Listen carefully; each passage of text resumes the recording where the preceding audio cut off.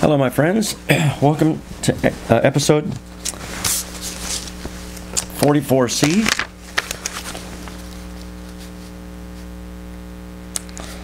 On Revelations 17, the Great Whore Babylon. I'll continue where I left off. 17 verse 6.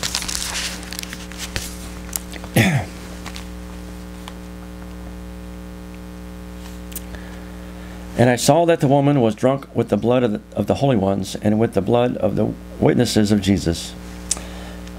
Well, on catching sight of her, I wondered with great wonderment. And so the angel said to me, "Why is it you wondered? I will tell you the mystery of the woman and of the wild beast that is carrying her, and that has the 7 heads and the 10 horns. The wild beast that you saw was, but is not, and yet is about to ascend out of the abyss. And it is to go off into destruction. And when they see how the wild beast was, but is not, and yet will be present, will wonder admiringly, but their names have not been written upon the scroll of life from the founding of the world."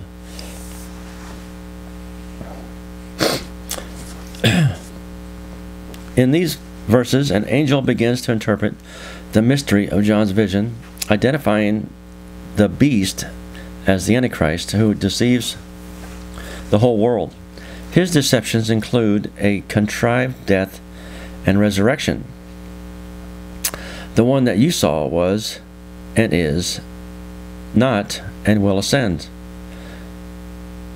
Okay, so the Antichrist dies, and then he's resurrected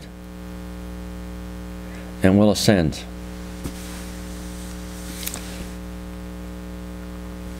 Oh, okay. Let's go on to... and their names have not been written upon the scroll of life from the founding of the world. Here is where the intelligence that has wisdom comes in. The 7 heads mean 7 mountains, where the woman sits on top. And there are 7 kings. 5 have fallen, 1 is, the other has not yet arrived. But when he does arrive, he must remain a short while. And the wild beast that was, but is not, it is also itself an 8th king, but springs from the 7, and it goes off into destruction. Okay, this, verse 9, the woman is the harlot, the representative of the false religious system of the end times. The 7 mountains are Rome, known as the city built on 7 hills, or its corresponding kingdoms. The 8th king, who is yet to come, the Antichrist,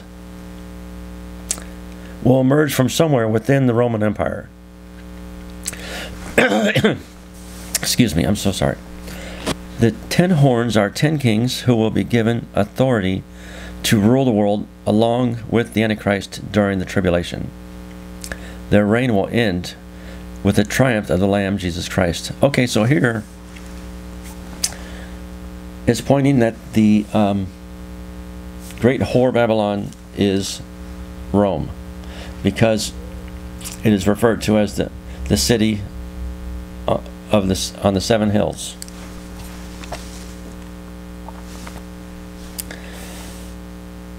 And that is definitely not America. So maybe that guy was wrong, although a lot of the things correspond in the beginning. This specifically points to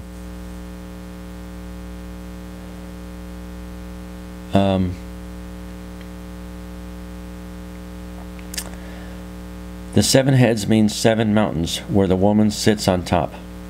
So maybe it's the European Union or Rome. Maybe the European Union sets its seat in Rome instead of Germany in the future. I'll keep studying this. Anyway, let's continue with 12.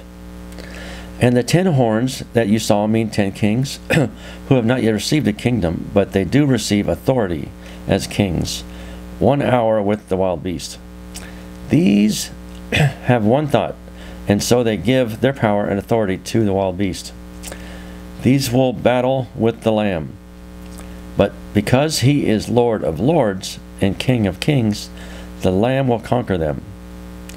Also, those called and chosen and faithful with him will do so. Okay, so the 10 horns are 10 kings who will be given authority to rule the world along with the Antichrist during the tribulation.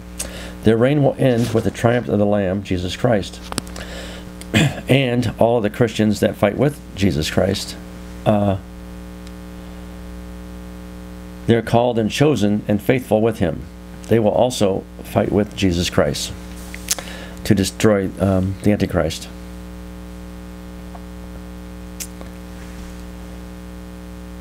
And he says to me, verse 15, the waters that you saw where the harlot is sitting mean peoples and crowds and nations and tongues.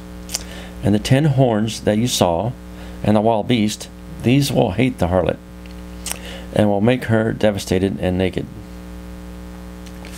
and will eat up her fleshy parts and will completely burn her with fire. For God put it into their hearts to carry out his thought, even to carry out their one thought by giving their kingdom to the wild beast, until the words of God will have been accomplished. And the woman whom you saw means the great city that has a kingdom over the kings of the earth. That's the end of 18.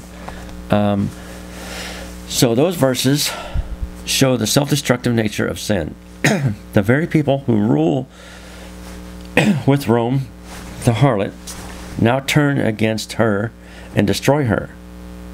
The evil world system marvels at the beast and follows him, but he will actually turn against it and destroy it.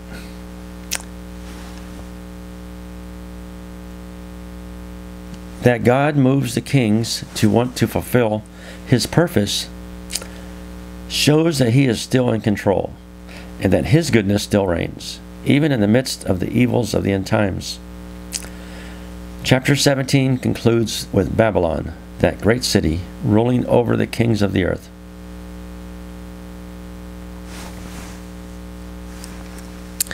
Well, the guy I listened to, he said that he thought the great whore Babylon was America, and it does fit a lot of the descriptions.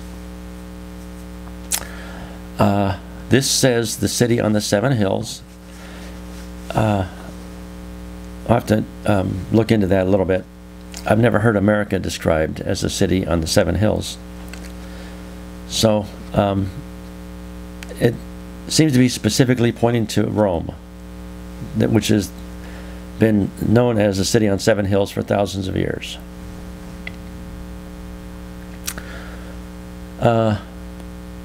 So I'll continue with chapter 18, and then the week after that I'm going to go back to start Daniel. And then I'll go Daniel, Genesis, Daniel, Genesis. So I'm still want to open my office of Ozark Hunger Relief in Prairie Grove to feed kids. They're kids whose parents are drug addicts or alcoholics, or well, it's mostly drug addicts and alcoholics. They don't buy food. They barely pay their rent. And they spend all their money on alcohol, speed, and weed.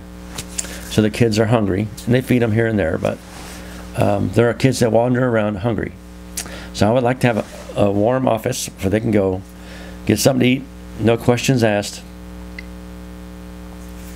and you know, pizza, hot dogs, macaroni and cheese, just basic stuff, but something to eat, and give them some canned foods to go, I can probably get chicken from Tyson's if I get an office.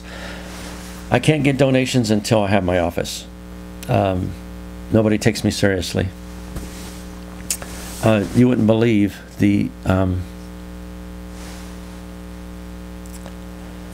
how competitive these nonprofits are. I've gone to talk to a few of them, and all they're interested in is ripping me off, taking what money I have for themselves, and like I said, the one lady actually then after she got all my money, shut the door in my face when I came back. I told her that was all the money I had, and then I came back to help put stuff on shelves and stuff. Boom. That happened to me over and over again. It's so depressing. Anyway, I need to get my own office.